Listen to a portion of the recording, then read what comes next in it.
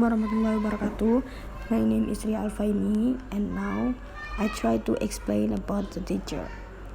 What should teachers do in the classroom? The first thing is being yourself. It is aimed to find an authentic classroom persona. The thing's authenticity here means that the teachers behaving in a way that is appropriately. It means that the teachers letting the students see something of their reaction rather than covering up in a performance. And there are some techniques to do this. The first technique is step to authenticity. The first is don't try to be as the teacher. It means that you as a teacher stop yourself whenever you find yourself behaving more as a job rather than as yourself. Don't seek out additional ways of differentiating yourself as a teacher, and sit with your student rather than in front of them, and then talk more with your student.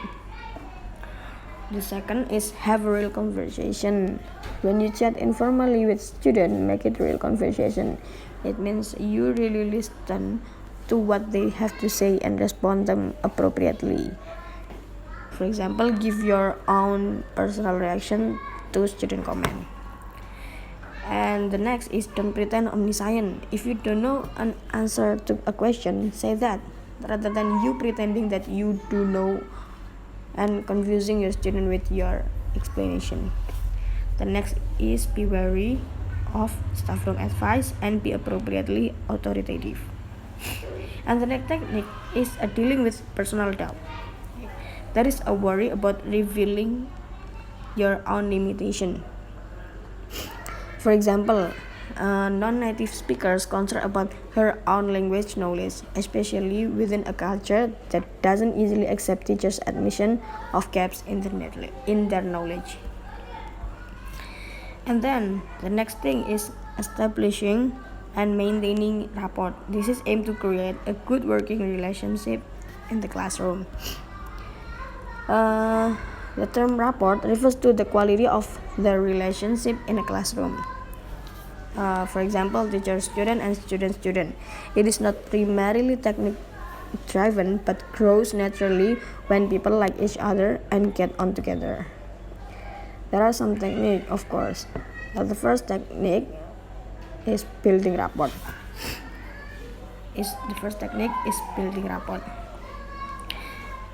In building rapport, there are some things. The first is be welcoming, encouraging, and approachable. As far as reasonably possible, build in time and space for learners and talk to you as a people. Don't cram lesson full from minute 1 to the end. And space for unstructured talk is good. Listen carefully when learners or your student tell you things and respond them as humans. And the next is treat each learner as an individual. Don't view them as only as a class. Quickly as you can, learn names and start to see and believe in each person as an individual with potential. Let them see that is how you view them. The next is remember positive things about your student. Keep a notebook in which you record and remind yourself of positive things about your individual students too. Tell the student that you are interested in their lives beyond the classroom by asking your student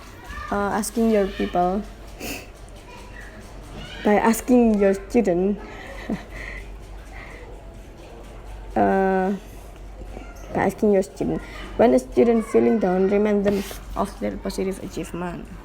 The next is empathic. Empathic is try to see what things look like from the learner's point of view. And the next is be you as a teacher be you as yourself rather than the teacher. Don't feel obligated to be a teacher all the time. And then don't talk from your hierarchical role. Ask a personal question and listen to the answer, not only the errors. And then Don't fake happiness or pleasure. The next is be culturally sensitive and avoid sarcasm. Of course, the teacher should avoid sarcasm. It is almost impossible to pitch correctly and upset people in ways that you cannot always see. The next tactic is mirroring, leading, and pacing. Mirroring is reflecting us back to the other person, and pacing is keeping up with other person's movement as they change. And leading is refers to the way that once I have been pacing you for a while. The next technique is it okay to be friend with student? You can. There are 3 possible positions that you choose to decide where you would place as yourself. The first is students are workers. Is it who they are outside the class is irrelevant to in a classroom work, and then interaction in the class should be entire work focused. And students are students. Who they are outside the class is sometimes relevant to in the classroom work, and the interaction in the class should be mainly work focused, though there is a space for other things. And the next is students are people. Who they are outside the class is crucial to work in classroom work, and the interaction in class should be a normal human interaction, person to person. The next thing is way of listening. This is aimed to listen in the most appropriate way at a different stage of a lesson.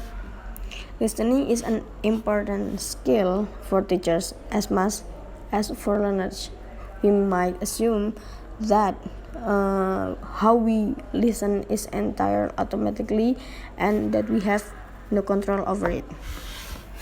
And there are 3 varieties of listening. The first is conversational listening, analytical listening, and sportive listening. Conversational listening it is everyday conversation, and analytical listening is when we listen to our friend in everyday life. We don't typically reply by giving them comment about grammar mistake on their choice of vocabulary rather than responding to their message. And supportive listening is there are also times in class when a learner has something personal to communicate. It's all too easy to find oneself listening in the teacherly, analytical way, hearing language problem and not really tuning into the message. And there are some techniques. The first technique is analytical listening. This is there is response to the message or the language. When a student says something in the class, you need to run the sentence to through a number of checks and tests, and then analyze the problem. If you decide to respond the language rather than the message, you need to take the sentence and put it on the imaginary in your mind, and then decide what if give feedback on and convey it to the speaker. You may notice one or many problems. You don't have to give feedback on all of them. That might be overwhelming. Choose what you think is most useful to give feedback on at that point on that day in that context in front of the class to tell the speaker. And then the next technique is supportive listening.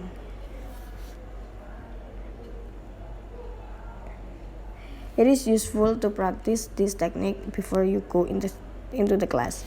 The first is work together with a friend, and then ask your friend to speak to you in a spontaneous monologue.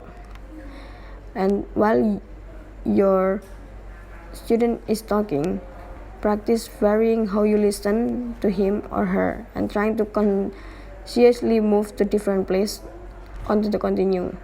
At the end, get the feedback from the speaker about on how it felt to be listened to in each of this way. And the next thing is turning volume up and down. This is aimed to finding a range of possible voice volume to use in class, and then choosing the best volume for a particular moment, and consciously talking more quietly in class where appropriate. The first technique is experimenting with volume. Experiment using different volume in class.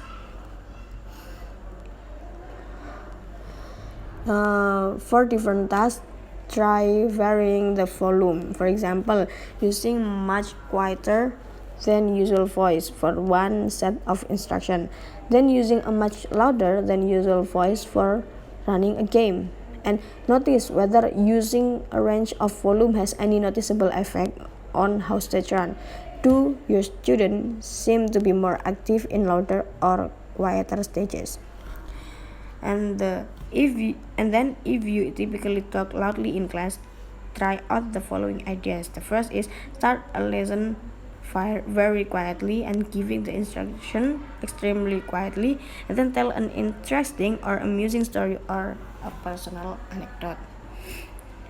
And the next thing is finding the right voice tone. This is aimed to extend the teacher's range of voice tone.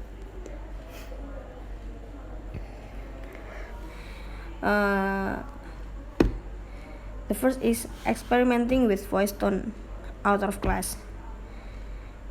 For example, the first, choose a short text and then read it aloud a number of times and notice how you change your voice to achieve all these tones.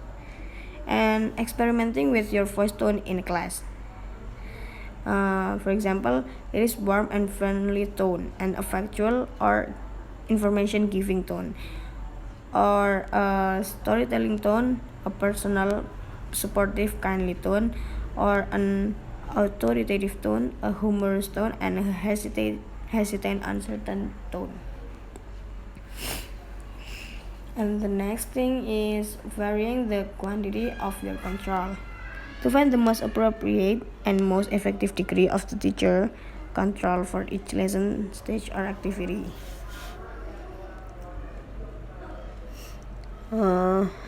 The first technique is finding out how changing control change interaction. There are three.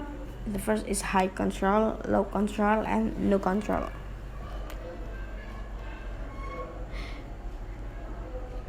For high control, when you first do this in class, deliberately make a lot of management decision of yourself and give lots of micromanagement instruction.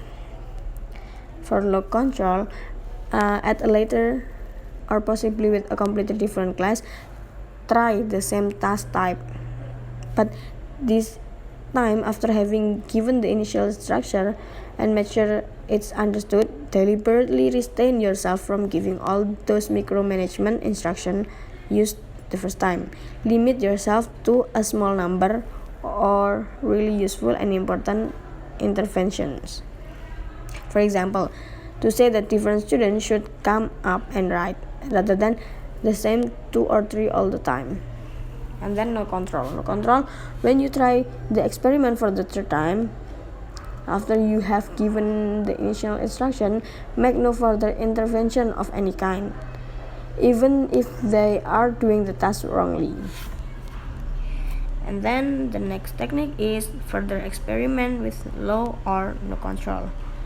Write some question on the board with student to solve it, and then at the start of the class, sit down and say a sentence about yourself.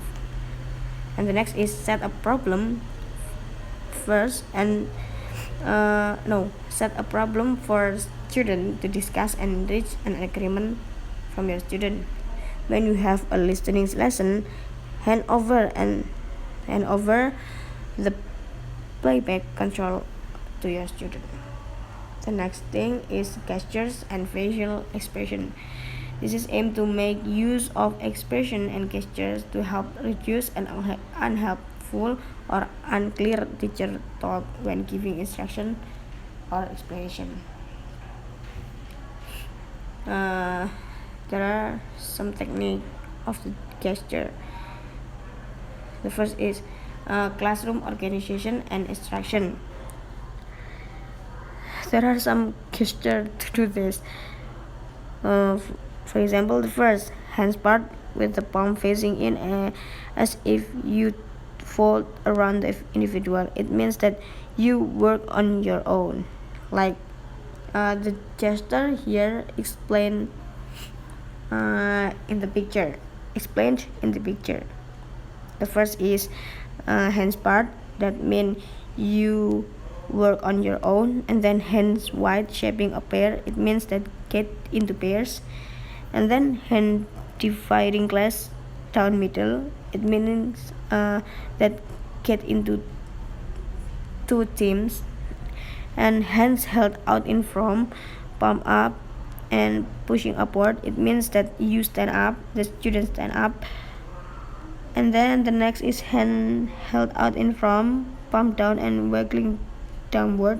It means the student should sit down. And the next is hand at lips, making imaginary mouth flapping in and talking manner. It means that students speak your answer, meaning should speak the answer. And then there are still explanation about the gesture. And then the next is classroom interaction. This is the same. It means that there are gestures for teacher.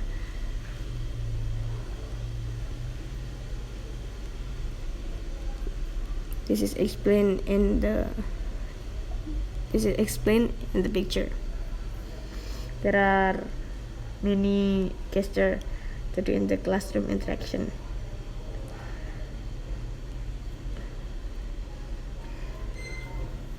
As explained in the picture. And then here some gesture to feedback on language and error.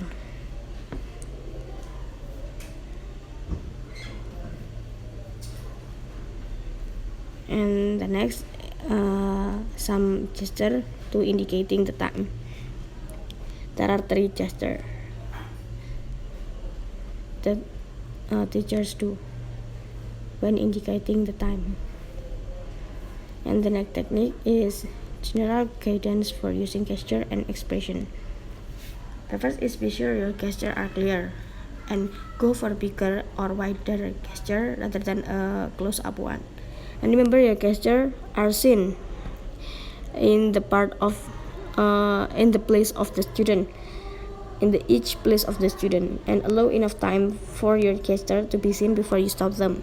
Making your gesture in 3 moves: making, holding, and stopping. And eyebrows are very helpful for conveying reaction. For example, that is your student speak up what they say, and then your reaction is your eyebrow with your eyebrow. And the next is don't forget to encourage students to also use gesture and expression. The next is eye contact. Make eye contact with your student and allow your eye contact to remain relaxed, warm, and threatening. Express how you feel and showing person behind the eyes. Make eye contact with a number if individual, and use eye contact to indicate who you want to talk with your student. The next is the teacher language. This is aimed to become more aware of the complexity of language use and message that given in class to make informed choices as appropriate teacher classroom language.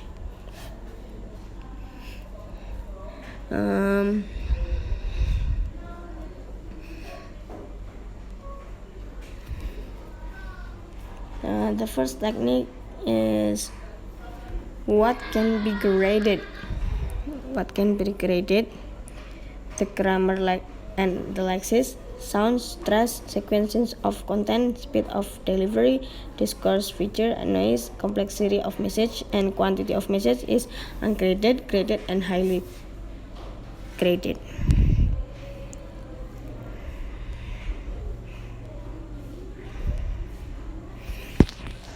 And the next is what level of grading is highly graded, class average plus 1, challenges, modified, ungraded, and ungraded. And the bilingual instruction is sandwiching level 1 and level 2, and code switching. The next is good reason to use the learner's first language is one vocabulary item is seriously getting in the way of the lesson proceeding. And the technique for varying grading by test and aim, instruction and key explanation.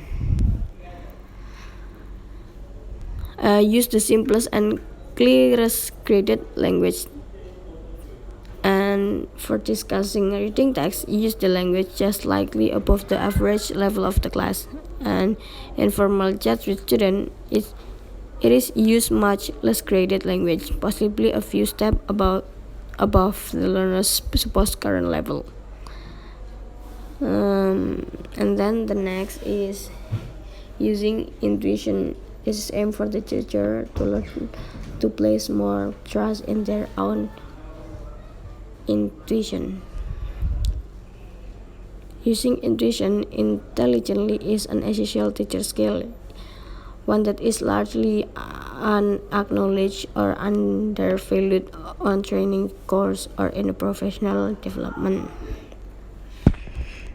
The first technique is observing my intuition at work. First is turn up and tune in. When teaching in class, try to notice and tune into that small quiet voice inside you. And the second is decide who to trust. Compare what your intuition says with what the voice of your training or your school or your student is saying. Are they the same message? Or which one sound more sure and reliable? Which one sound more risky and potentially exciting? The next is behold. And then prepare but don't plan. The first is select and reading or listening the text from a website. And in class, hand out the text to student and then use your experience and intuition to spontaneously create the lesson as you go. The next is continue the experiment in the further lesson with different kind of teaching. And the next is get in the classroom.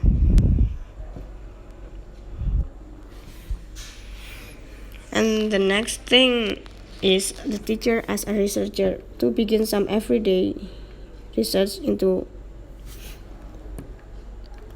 the teacher's own work in the classroom.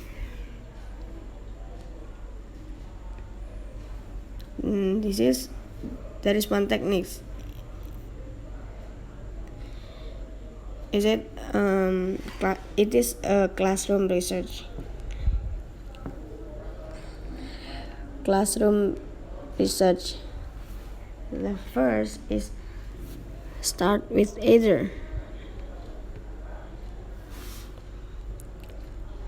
Choose small, specific, and discrete areas of behavior or classroom practice rather than big, and generalize the thing. And the next is think about how you investigate this in your lesson. What could you use to help you to find out some useful insight? Look for methods that will provide you with solid factual quantitative information and give you more effective qualitative insight. And the next is decide organizational basics such as how long will the research last? When will I know that I have enough information? And the next is when you have gathered the information, you can analyze it and make it a decision.